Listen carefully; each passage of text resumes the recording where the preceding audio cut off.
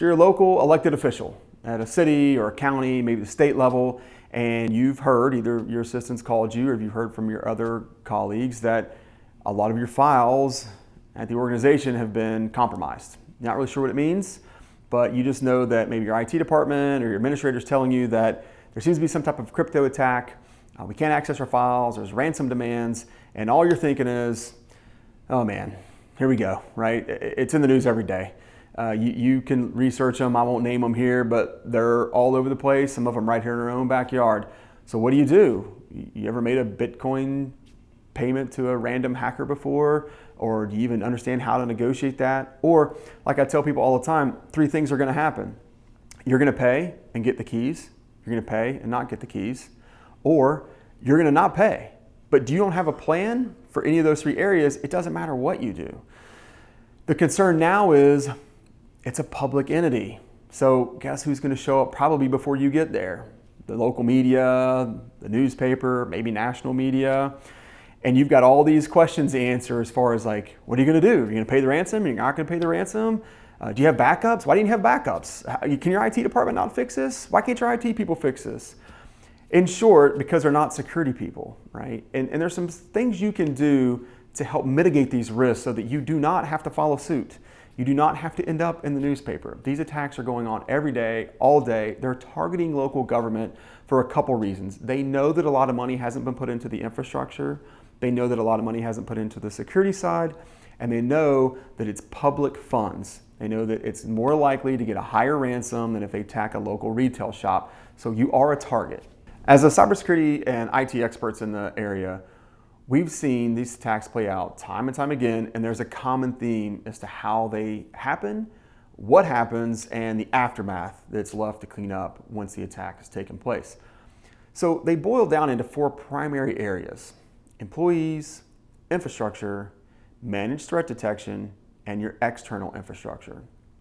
Talking about employees, which is by far the weakest link, we know that employees need to be trained.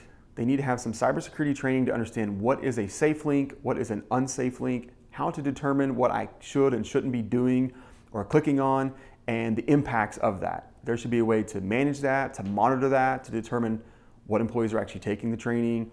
Are they becoming more aware of cybersecurity threats? That's one area that has to be taken very seriously. Second, we move into infrastructure.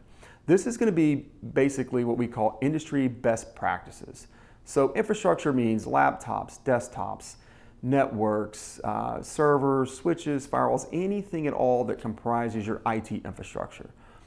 Just because it's in place doesn't mean it's in place properly. And sometimes having something in place properly is much worse than not having it at all. So when's the last time that antivirus updates were run? When's the last time that Microsoft patches were applied? Or when's the last time your backups are run? Or do you even have a backup policy? These are all the kind of things we're looking at. Do you have 2-factor authentication? Are your laptops encrypted when they leave your facility? People remoting into your infrastructure, how are they getting in? Is it secure? All this boils down into the infrastructure. Number 3, managed threat detection. So a lot of people have antivirus. We're pretty comfortable with that as a society today, and that's great. Antivirus blocks known threats. So once something has become known, it gets released into what's called a signature. When you do your antivirus updates, it downloads the latest signatures and blocks those attacks. But what it doesn't do is look for malicious activity taking place on your workstations or on your servers. So things like an attacker's already gained access through something that's not a known signature already, and they're writing scripts, or they're trying to move files across the network, or they're trying to disrupt your backup schedule. These things are not going to be picked up by antivirus. It's called managed threat detection.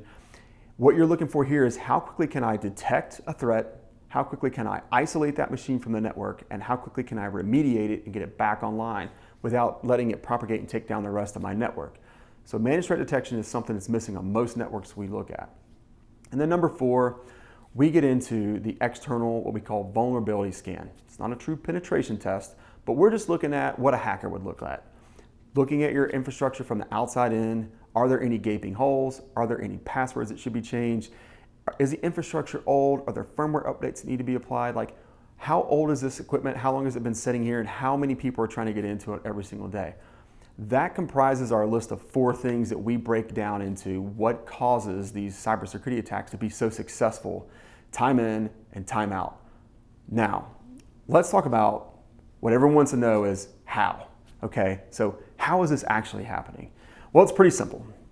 It's going to come down to your infrastructure and employee training almost every single time. So without the proper infrastructure, meaning you don't have updated infrastructure, maybe you have admin privileges on certain workstations or servers when they really don't need to be there, or maybe you just have employees that just aren't taking cybersecurity seriously. Every single time, without fail, that we've seen, it typically starts with someone clicking a link that they shouldn't click on.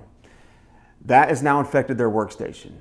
The ramification of that is whatever level of privileges that logged in user has on that workstation, this attacker now has on that workstation. So if they have admin privileges, great. Maybe it just lays dormant and waits on an admin to log in one day, captures those credentials. Now we have domain admin privileges.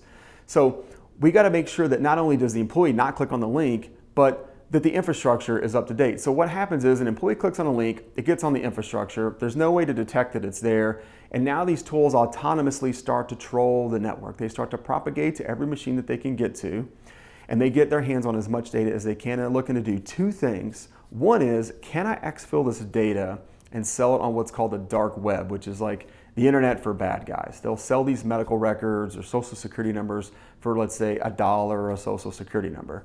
That's one thing they're looking for. But in some cases, maybe the information isn't that valuable. Maybe it's tax records, or it's something along the lines of marriage licenses at, say, a county office. Well, that's not valuable to a hacker, but they know it's valuable to somebody. So what they're going to do in this case is they're not going to try to sell it on the dark web. They're going to just try to let this tool propagate and infect as much of this data as they possibly can. Unfortunately, typical time to detect this on a network without proper tools installed is roughly 1 year. And so this thing can run rampant forever. And it starts to propagate to all the machines. It finally gets to the server. It works its way into the backups. And once the hackers determine, yeah, there's nothing really useful here that we can sell, let's just lock it down, right? So now we're going to go into ransom mode. It's not useful to us, but now we've locked it so you can't get to it either. So now comes your ransom demands. You've probably heard, oh, they want me to transfer this thing called Bitcoin to some arbitrary address. So now my files are locked. A message pops up on my screen, or I get a fax, or however this works out, and I get this address that I need to send Bitcoin to. Most people don't really know what Bitcoin is, not sure how to access it or transfer it. But once a Bitcoin's paid, what you're hoping now, at the mercy of the hacker, is that they graciously give you the keys to unlock all of these files. And we've seen it unfortunately play out where you pay the ransom and they don't unlock, right? Or they ask for more money now. Or they give you the keys, but they determine that this is now a manual process and it's going to take you hundreds and hundreds of man hours. So this is how the attacks typically play out. But the real danger here, and what we see, is a lot of times people are in a very stressful situation. And the hackers aren't nice people, right? They're making demands with a timeline, or the ransom fee will go up or double, and so there creates a lot of stress. Plus, you're down, right? Your reputation's suffering. It's probably in the newspaper by now. It's just a very terrible situation to be in. But what we see a lot of times, there's not a plan in place. And I've told people before, I said, well, one of three things is going to happen here. You're going to pay the ransom, and you're going to get the keys and the tools necessary to unlock your data. You're dealing with nice hackers, let's say. You're going to pay the ransom, and you're not going to get the tools necessary to unlock your data. Or you're not going to pay the ransom. That's your only three options. But my question is, what is your plan in all those three instances? And all too often, there isn't a plan. The plan is, let's pay the ransom and see what happens. And that's where we see this just get out of control with the really high ransoms, or no end in sight in how this attack stops. So soup to nuts, that's how it starts. It's improper infrastructure, it's improper training, and there is no incident response plan in place should something actually happen. So as a cybersecurity and technology firm, it's obvious we have ways to help mitigate this. We have tools and things that we do. We have a very defined process on not only what we do on the front end, but what we do on a daily, monthly, yearly, recurring basis to make sure that we mitigate these risks for our clients. But we understand there's still some DIY people out there. It's probably why you're watching the video at this point. You made it this far. So there's 5 things we tell people that you can do that reduce the risk of an attack significantly. It takes you from, let's say, a high likelihood down to maybe less than 10%. Number 1 is you can inventory and properly manage all of your hardware and all of your software. So everything from your servers, desktops, laptops, like what's authorized to be on your network, when was it made, what's the serial number, all of this kind of busy work, you can do that. You can do that easily on your own. The same with the software. What software have you purchased? What year was it purchased? How many licenses do you have? That's one of the first things you can do. Number two, you need to get managed threat detection. Now, we're partial to Red Canary here. We have a great relationship with them. Their tool's phenomenal, but this is a tool that's gonna see an attack come in, flag it immediately, send it back to what's called a security operations center where really smart security people are sitting there watching these things come through, and they will call us or call you and say, hey, Bob in accounting's machine's doing some really weird stuff and we think this is an active threat. It can automatically isolate that machine from the network so the attack doesn't spread. Number three, you have to do employee training. So you have to make sure that your employees are doing things like active phishing campaigns where you're sending out emails trying to entice them to click. And then a nice little video pops up and says, hey, Bob in accounting, you really shouldn't have clicked on this. And here's why. And it breaks it down so maybe next time they understand a little bit better as to why they shouldn't have clicked on the thing that they clicked on. Number four is two-factor authentication. This is something you've probably seen on some of your favorite apps that you log into, and most things right now you can do this. So Gmail, anything you log into online should have the option for what we call two-factor authentication. Quite simply, that's something as simple as logging in and then a text message comes to your phone before you log into, let's say, QuickBooks, for example. Or there's things like Google Authenticator that generate a code where you log in and it asks you for a specific code. It's just one extra measure of being able to log in to make sure that not just any old person has hacked your computer and is now logging into all of your files. And then lastly, one of the things we always recommend is take a look at your use of admin privileges. So once you give a user admin privileges on a laptop, they can do anything that they want to do. They can install anything they want to install, they can delete anything they want to delete, and they can encrypt anything they want to encrypt. But as we said before, while this may be easy for business because maybe it's just easier to get things done that way and they don't have to ask IT for permission on stuff, the danger here is that someone logs in, gains access to that workstation, and now they're an admin on that account. So those are the 5 things that you can do on your own. It's a little bit of legwork, but it's a great first step to making sure you're getting your environment a little bit more secure. You can manage your hardware and software.